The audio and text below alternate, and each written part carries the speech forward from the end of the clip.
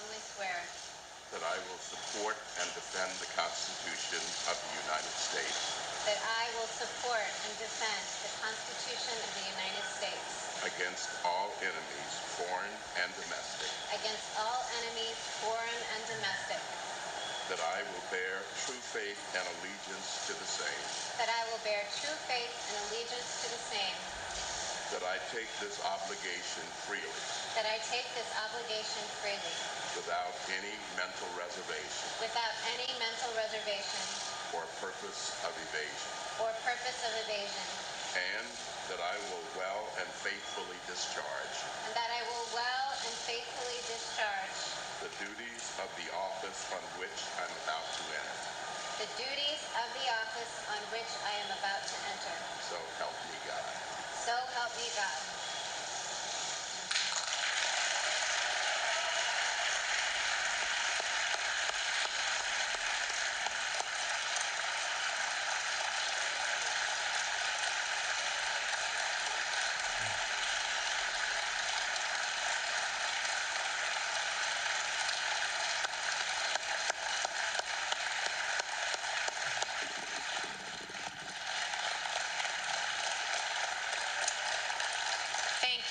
Thank you so very much.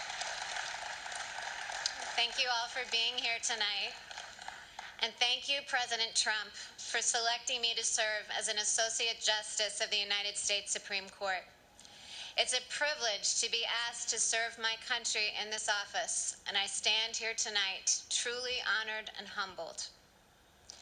Thanks also to the Senate for giving its consent to my appointment.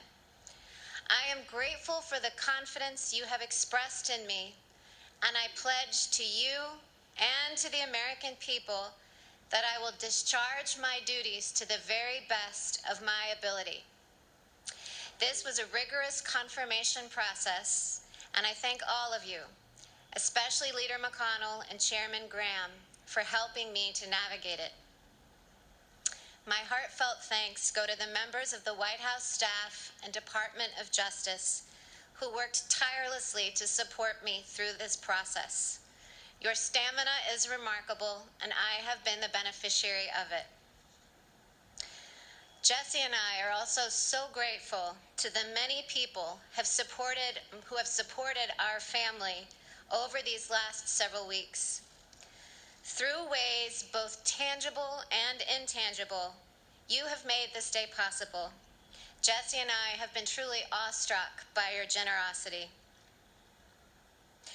I have spent a good amount of time over the last month at the Senate, both in meetings with individual senators and in days of hearings before the Senate Judiciary Committee. The confirmation process has made ever clearer to me one of the fundamental differences between the federal judiciary and the United States Senate. And perhaps the most acute is the role of policy preferences. It is the job of a senator to pursue her policy preferences. In fact, it would be a dereliction of duty for her to put policy goals aside. By contrast, it is the job of a judge to resist her policy preferences. It would be a dereliction of duty for her to give in to them. Federal judges don't stand for election. Thus, they have no basis for claiming that their preferences reflect those of the people. This separation of duty from political preference is what makes the judiciary distinct among the three branches of government.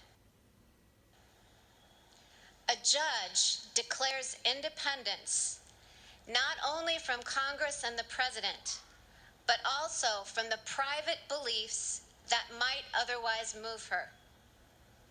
The judicial oath captures the essence of the judicial duty. The rule of law must always control. My fellow Americans, even though we judges don't face elections, we still work for you. It is your Constitution that establishes the rule of law and the judicial independence that is so central to it.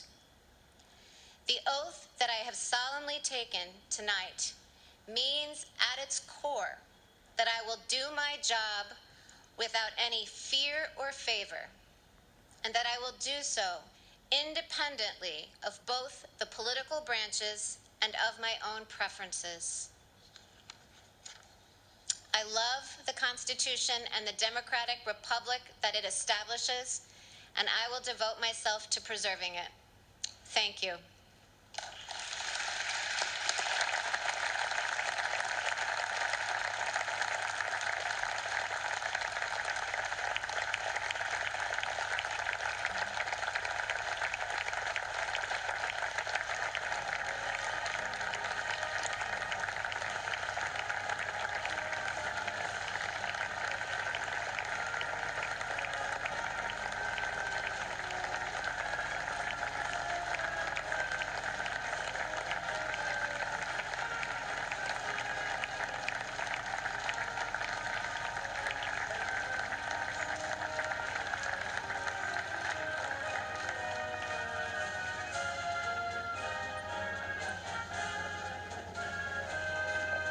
All right, that concludes the swearing in now of what is the 103rd Associate Justice of the United States Supreme Court, the Honorable Amy Coney Barrett, with, of course, Clarence Thomas, the longest-serving justice now on the court administering the oath. There will be a private ceremony tomorrow that Chief Justice Roberts will administer.